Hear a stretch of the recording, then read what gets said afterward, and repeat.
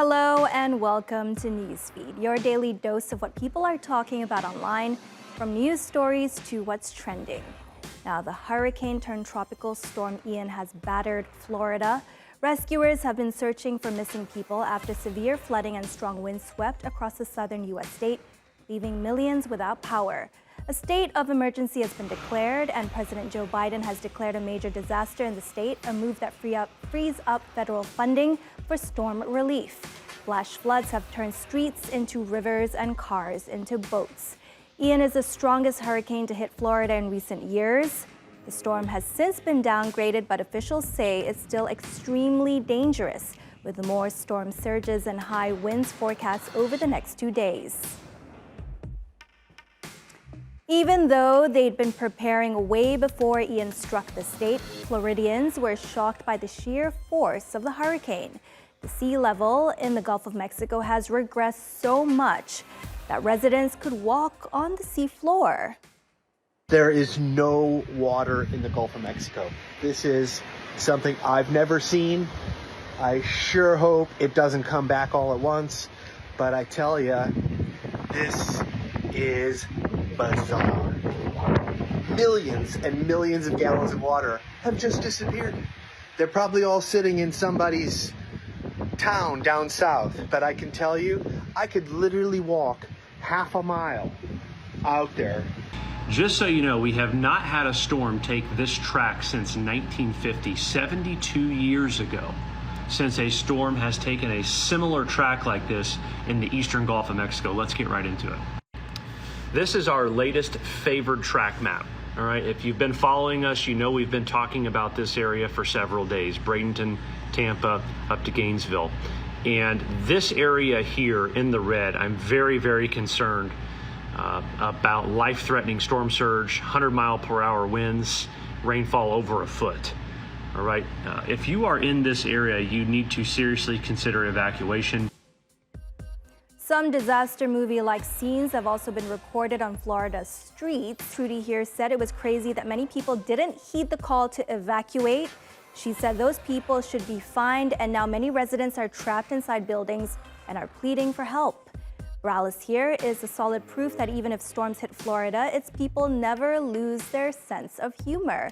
But a real crocodile invasion would 100% not be funny at all. And finally, Nick Underwood, a hurricane hunter, tweeted about his experience in the eye of the storm. He says this picture was taken at night and the light was coming from lightning. Mesmerizing but scary at the same time, right? Okay, now that we've mentioned Nick Underwood, I think it's an opportune time to introduce you to the Hurricane Hunters. Well, they're a group of adventurers that fly right into the eye of hurricanes, and they record the whole crazy experience. Nick Underwood, one of the hunters, has spoken about his experience in the center of Storm Ian. And let me tell you this, even he says that it was nothing like he's ever seen before. I guess the two things that really stood out for me, just from the perspective of flying through the storm, number one was the amount of turbulence that we encountered. That was the most that I had ever seen in 6 years of doing this, and I've flown a lot of major hurricanes over the last few years: Irma, Maria, Harvey, Laura. All of these are big storms. Never seen that much turbulence before. And the other thing was lightning, just tons of lightning, especially in and around the eye wall of the storm, which is something that you really just don't see all that often. Russia has confirmed it will annex the 4 regions of Ukraine where it held referendums. Russian President Vladimir Putin will attend a ceremony on Friday where Donetsk, Kherson, Luhansk, and Zaporizhia will be formally folded into Russia. There are indications Russia will limit the movement of Ukrainians living in those regions. They will need to apply for a pass. Those already trying to cross into Ukraine already face checkpoints and long queues. Western countries have slammed the Russian annexation of these regions as illegal and rigged. Rahul Radhakrishnan gave Newsfeed reaction from Ukraine's capital, Kyiv. This brings another layer, or a dangerous layer, to this conflict, which has already been protracted over the past 7 months.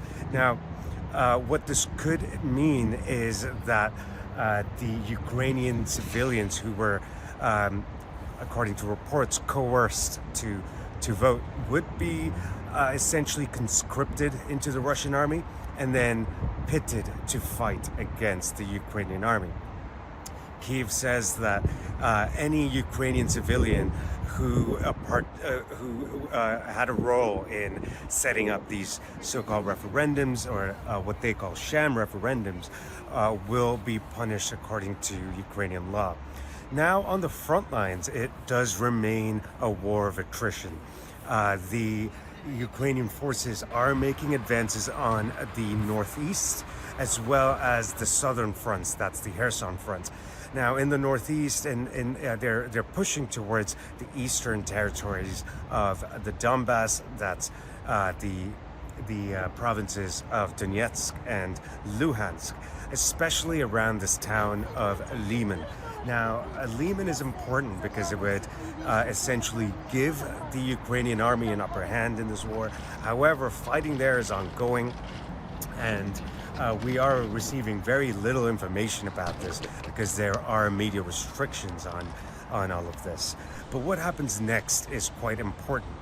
The Russian government threatens to use or alludes to the use of nuclear weapons in order to safeguard territory that they consider theirs, even if it is occupied and it is trying to be retrieved by the Ukrainian military. So what comes after this week is definitely one to watch, and will set the stage for the next episode of this conflict as it enters the colder winter months. Aung San Suu Kyi may never be a free woman again. The former Myanmar leader has been given another jail term for violating the country's Secrets Act.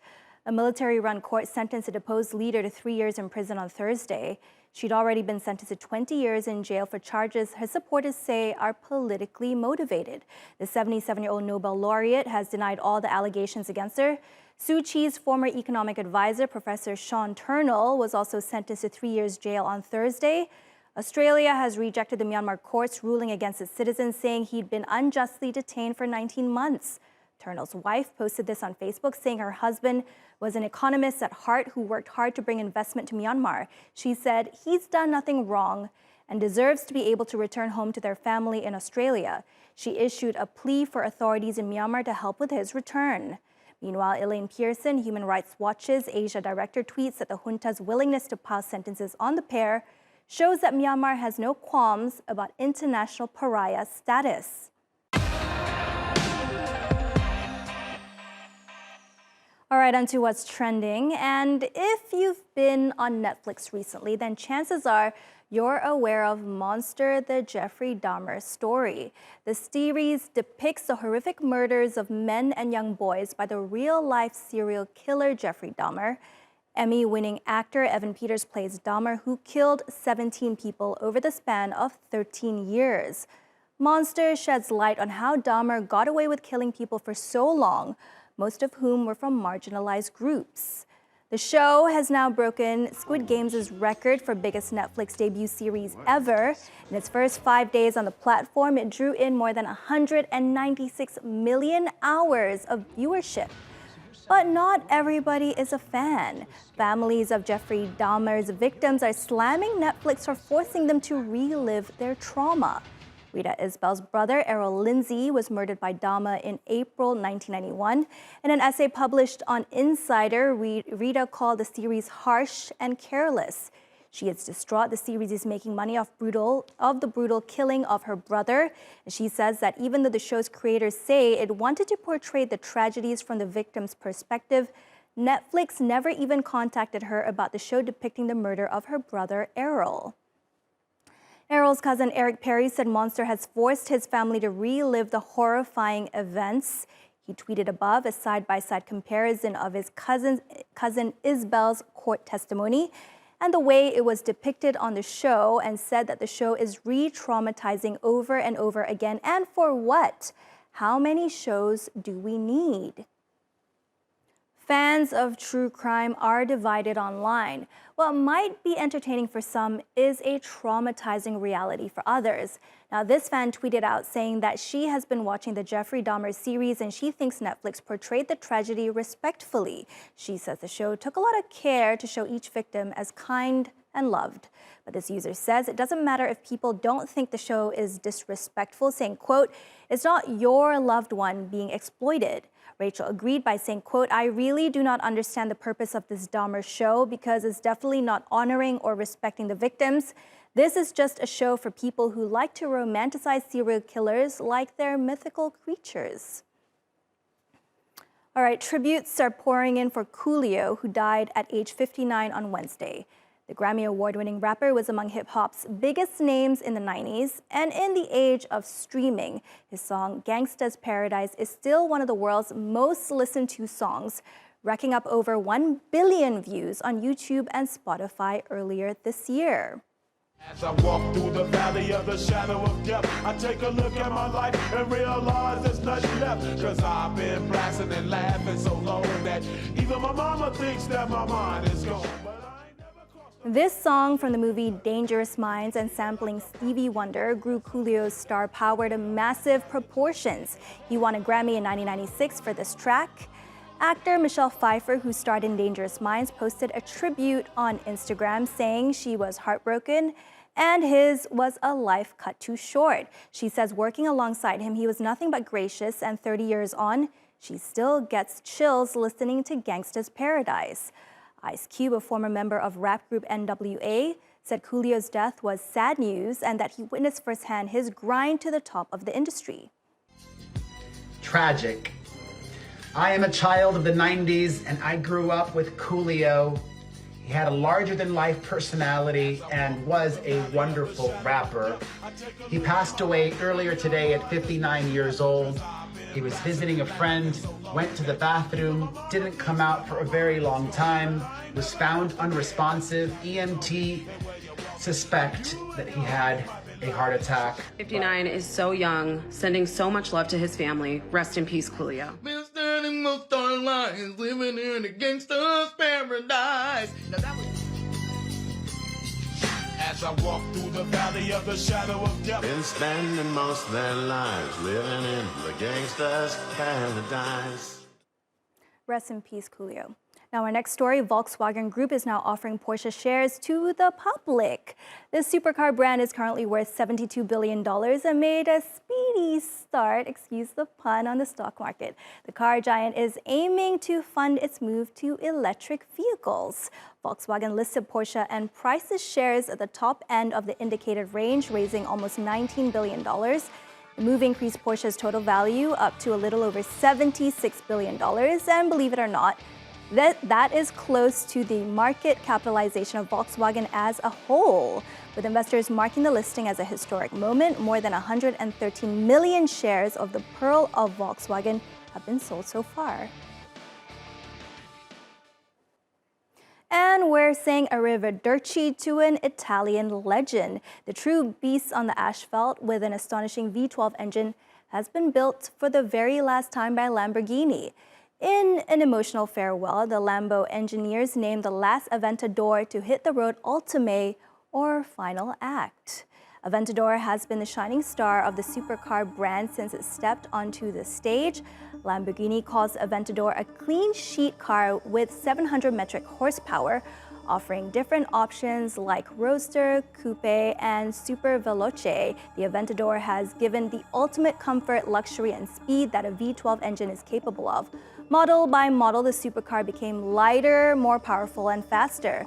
Though the tale of the Aventador ends with its final act, these will always be one of the best cars designed by the Italian bull. And Elon Musk and Tesla eat your heart out. The world's first all-electric passenger plane has taken to the skies. The zero-emission aircraft named Alice made history in Washington and is set to become the first electric plane to enter commercial service. Wow, zero emissions, and imagine how quiet that takeoff would be.